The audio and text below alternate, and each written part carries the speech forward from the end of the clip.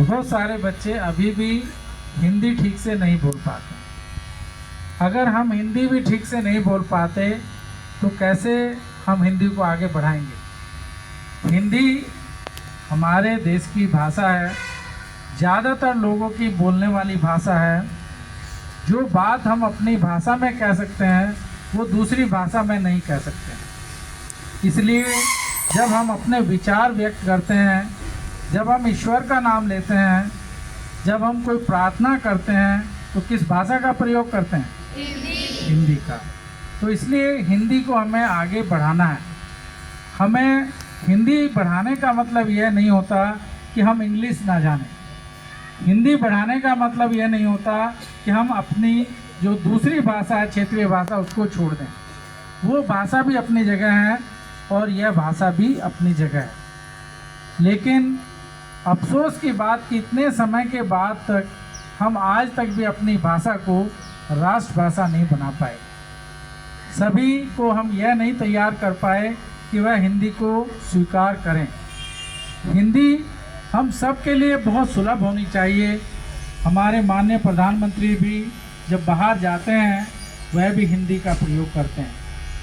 हमारे बहुत सारे ऐसे नेता हैं जिन्होंने अनेक विश्व के जो स्तर थे उस पर हिंदी का प्रयोग किया और हिंदी को आगे बढ़ाया। लेकिन अभी भी बहुत सारे ऐसे लोग हैं जो केवल इंग्लिश बोलने वालों को ही पढ़ा लिखा मानते हैं। बहुत सारी ऐसी जगह हैं जहाँ पर अभी भी हिंदी का प्रयोग नहीं होता है। इसलिए हमें हिंदी पखवाड़ा मनाना पड़ता है। आज हिंदी दिवस नहीं है, बहुत सारे बच्चों ने बोला, तो आज हिंदी दिवस नहीं, हिंदी पखवाड़े का शुभारंभ है। हिंदी दिवस हमारा कब होता है? 14 सितंबर को। तो 14 सितंबर तक हमारा हिंदी पखवाड़ा चलेगा और मैं उम्मीद करता हूं कि हमारे जो बच्चे यहाँ पर हैं वो हिंदी बोलने का प्रयास करेंगे, शुद्ध हिंदी बोलने का। हमें ऐसी हिंदी बोलनी है जिससे लोग ये ना कहें कि इनको तो हिंदी भी नहीं आती। तो आप लोग कोशिश करेंगे। आज एक और पखवाड़ा हम शुरू कर रहे हैं, वो है स्वच्छता पखवाड़ा। आपको पता है कि स्वच्छता हमारे लिए कितनी ज़रूरी होती है। अगर हम स्वच्छ रहेंगे तो स्वस्थ भी रहेंगे।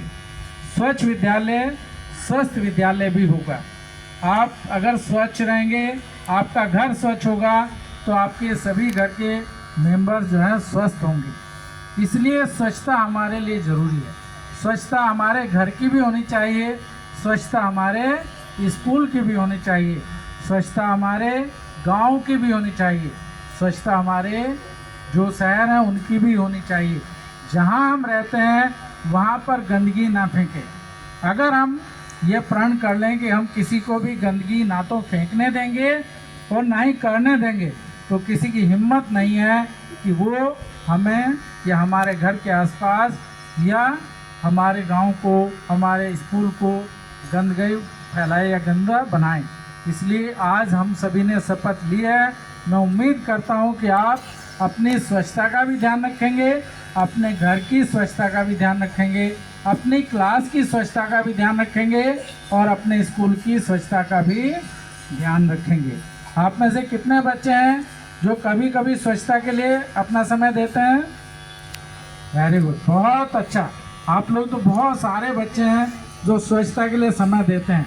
अभी हमने शपथ में क्या कहा? हम स्वच्छता के लिए कम से कम एक सप्ताह में कितने टाइम दें? 2 घंटे। तो आप लोग कोशिश करेंगे कि आप जहाँ भी गंदगी मिले, जहाँ भी आपको ऐसा लगे कि जो गंदगी आपके लिए प्रभावित कर रही है, उस जगह को स्वच्छ करने का प्रयास करेंगे। ये मत जानिए कि किसने गंदगी फैलाई, ये कोशिश करिए कि जिसने भी गंदगी फैलाई उसको भी हम रोकेंगे और खुद भी हम उसको स्वच्छता में भाग लेने के लिए प्रेरित करेंगे और स्वयं भी उसमें भाग लेकर लोगों के लिए उदाहरण प्रस्तुत करेंगे। हमारे बच्चे बहुत अच्छे हैं, हमारी बातों को मानते हैं। इसलिए हम लोग आपसे प्रयास करेंगे कि हमारा विद्यालय स्वच्छ हो, आप लोग स्वच्छ रहें। आप लोग हर दिन खाने से पहले अपने हाथ धोएं, जब भी खाना खाने जाएं उससे पहले हाथ धोएं और उसके बाद भी हाथ धोएं। अपने साफ कपड़े पहने, अपने आप को स्वच्छ रखें और अपने घर को भी स्वच्छ रखें, अपने स्कूल को भी स्वच्छ रखें।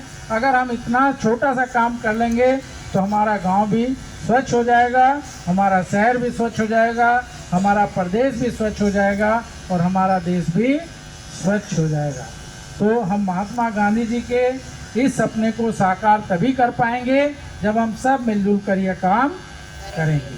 तो आज हम कोशिश करें, हम सब लोगों ने आज शपथ ली है और शपथ जो लेता है वो गंदगी कभी नहीं फैलाता है। तो उम्मीद करेंगे कि आप लोग ये काम करेंगे ना? Yes sir. चलिए, धन्यवाद। जय हिंद, जय भारत।